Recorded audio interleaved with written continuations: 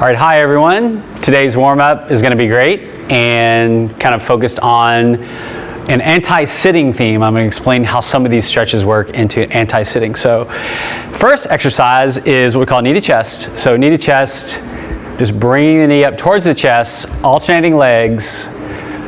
Trying to avoid my microphone wire here. Left, right, just bringing your knees up towards your chest.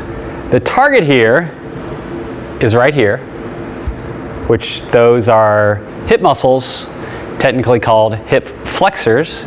So every time you stretch this, you're going against when you sit all day. You know, you sit all day and that gets really tight. So this basic knee to chest is a great hip flexor stretch, which is one of the biggest areas to stretch in a warm-up.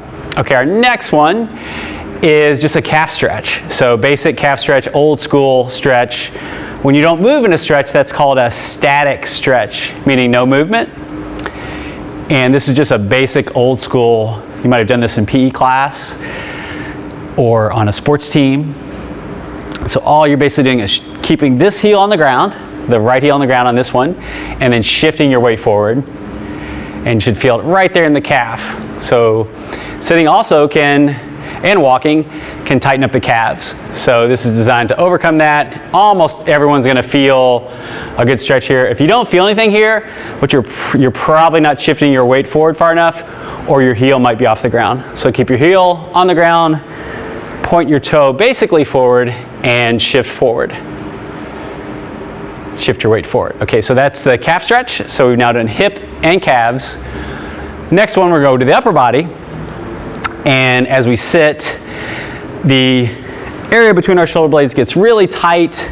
So this area right here, we're going to stretch that with this exercise, which we call either behind the head stretch, or that's what I call it at least. Pat yourself on the back, say a little affirmation to yourself.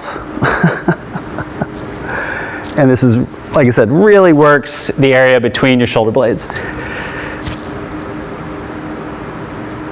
This is the area that gets tightest in the upper body from sitting all day.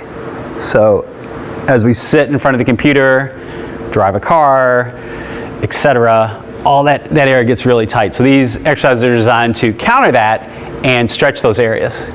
All right, the next one is a basic move, and we're just looking for here is mobility and movement. So deadlift, just a basic move. And one thing with the deadlift is try to squeeze your glute muscles at the top. So that's the flip side of stretching. You're also there's usually a muscle area that you're trying to also activate. So as far as the hips go, hips are tight right here, like I said, hip flexors. And usually when an area is tight like that, the backside of that muscle gets weak. So we're just trying to activate it, fire the glutes up with this one. So as you come up, and Chris is not going to highlight my glutes here, but as you come up, squeeze your glutes. So that's the idea here, combining it with that hip stretch. All right, so the next move is a single leg deadlift, which is a similar idea, trying to activate those muscles on the back of your body, the glute muscles, and also added bonus, you get a little balance training. Okay, so anytime you're in a single leg, the best way to train your balance is do any type of single leg activity. So in this one, we're just doing this basic single leg deadlift. I generally aim for the knee. You can go a little deeper if you want. If it's hard to get to the knee, you can even do that. If you need to support yourself on a wall, go for that. But single leg deadlift, again, we got a little balance going. We got a little bit of glute activation on the backside. Okay, so now to switch over, exact same thing on the other leg. Again, I'm trying to avoid my cord here, and just going toward the knee. If you want to go deeper than the knee, go for that. And you'll see and feel, might even feel I don't have any shoes on, you might even feel your foot muscles firing up. Got a lot of muscles in your feet. So sometimes when you don't have shoes on, you can feel that more.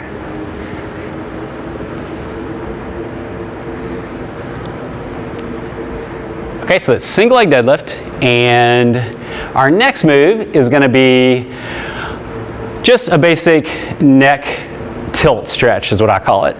Might have a more technical name, but that's what I call it. So with the neck tilt, all you're basically doing is, so you're not going directly towards your shoulder and you're not going directly down, you're kind of splitting the difference. Okay, so you're going down in the middle of those two angles, and just your hand here is not pressuring your neck, it's just holding your neck in place. Ideally, you should feel it right here.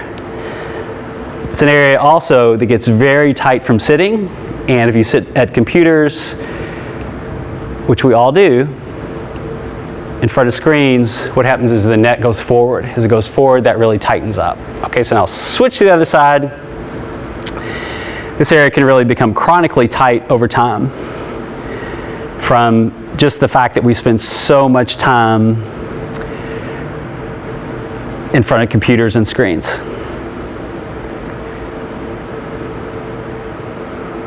It's an area sometimes that masseuses will get to, and you can really feel a difference if you get a good masseuse or massage right in that area. But that can also help as well, the one I just did.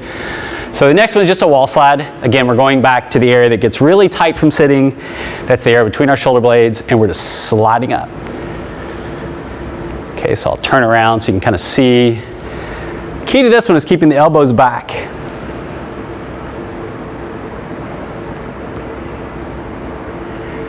Usually when you're getting a good stretch, it might be a little uncomfortable, and that's okay.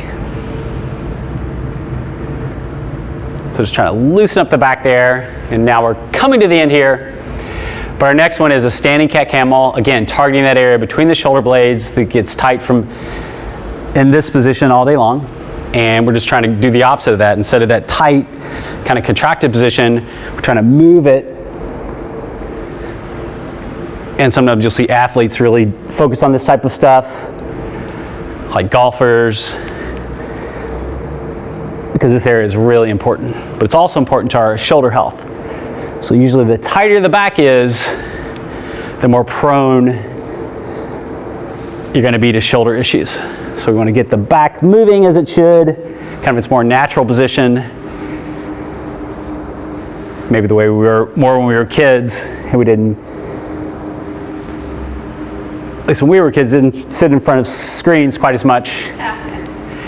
And the last one is, I'm just going to do a traditional hamstring stretch. So this is an old school, I call a PE class stretch, technically called a static stretch, which means non-moving. And you're just going to come over and stretch the back of your leg, and that's what the hamstring is. The hamstring is the back of the leg, the upper back of the leg. The calf is the lower back of the leg. The hamstring is the upper back of the leg. You're just going to stretch it out. Again, this is very old school. We've all done this one either in PE class or somewhere, but it's a good stretch.